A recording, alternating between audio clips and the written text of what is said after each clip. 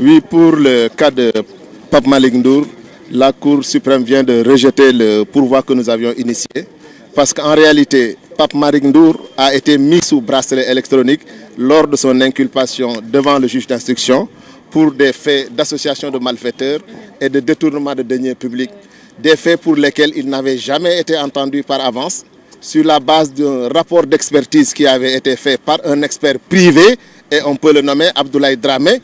et c'est sur la base de ce rapport qu'il avait été inculpé, et le parquet avait demandé que, à la suite de cette inculpation, qu'il soit mis sous mandat de dépôt. C'est ce que le juge d'instruction avait refusé en estimant qu'il avait suffisamment de contestations sérieuses et avait décidé de le mettre sous bracelet électronique. C'est à la suite de cette décision du juge d'instruction que le procureur avait relevé appel. Et au niveau de la chambre d'accusation avait infirmé la décision du juge d'instruction pour ordonner la mise sous mandat de dépôt de Pape Malick Ndour.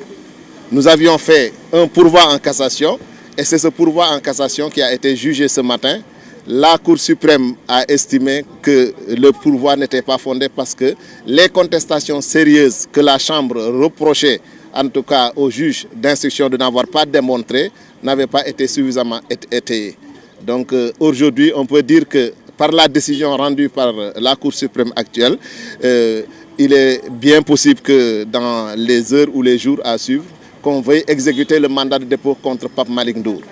Il risque la prison. Il risque d'aller en prison. Ce sera un otage supplémentaire dont nous nous faisons l'honneur de connaître à défendre malgré la décision de la Cour suprême. Parce qu'en vérité, ce garçon n'est en prison que pour sa parole, mais pas pour des faits, parce que les faits pour lesquels toutes ces décisions ont été rendues, c'est des faits auxquels il est totalement étranger. Mais la particularité du détournement de deniers publics, c'est que lorsqu'il est visé dans une infraction et que le procureur demande le mandat de dépôt, le mandat est obligatoire. Donc les exceptions, nous y arriverons, mais nous estimons aujourd'hui qu'il y a des raisons de se réjouir pour ce qui s'est passé pour l'honorable député Farba Ngom. Le combat a été long, mais aujourd'hui encore, il y a un otage en prison et nous continuerons à nous battre pour que cet otage soit libéré. Voilà. Maître Antoine Beng. waaw ni ko su ma naataango Antoine Mbengue waxee léegi malheureusement Cour suprême tey li mu àtte mooy jox daraja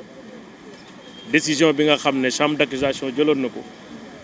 infirmer ordonnance bi nga xam ne juge bi nga xam ne mooy enquête jëloon na ko gannaaw moom bi mu saytoo xool dossier bi xam ne dossier bi ay la yéwén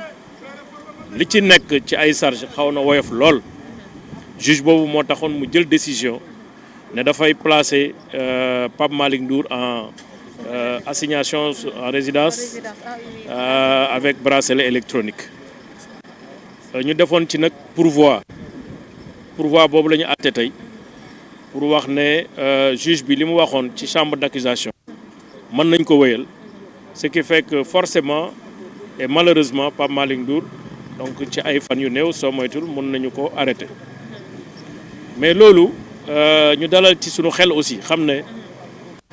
naa ne comme ni ko Antoine waxee yoon moom dafa sew mën nañ la téye comme ni ñu téye Farba Ngom waaye li mu wóor ci sama aqulaay taala xam naa ne li ñuy tuumal Pape Malick Ndour taxawul ci dëgg parce que rapport yi nga xam ne ñoom la ñuy wax benn bi ñu koy def boobu Pape Malick Ndour nommé guñu ko kon mënuñu la tuumaal ci rapport yoo xam ne ba ñu koy def yow booba sax nommé guñu la parce que rapport yooyu ñu ngi daté ay 2017 2016 boobu Pape Malick Ndour nommé guñu ko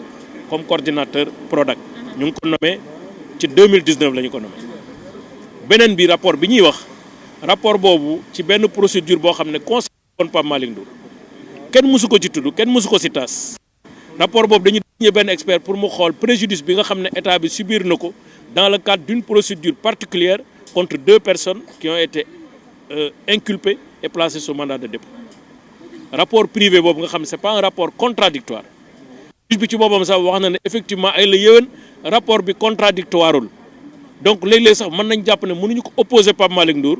waaye mu ne am na valeur juridique man xaw ma lan mooy valeur juridique au rapport ñun li ñuy jàng ci droit mooy rapport à titre de renseignement la juge bi ci boppam bu ko xoolee war na mën a taxaw xam ne rapport bi ndax baax na wala baaxul juge boobu moo ne rapport bi mënuñu ko pousse Pape Malick Ndour parce que waxu ci yeeyu si yàbbi la ñu koy tuufalal mënuñu ko tuumal juge boobu ne kon ay la yéwén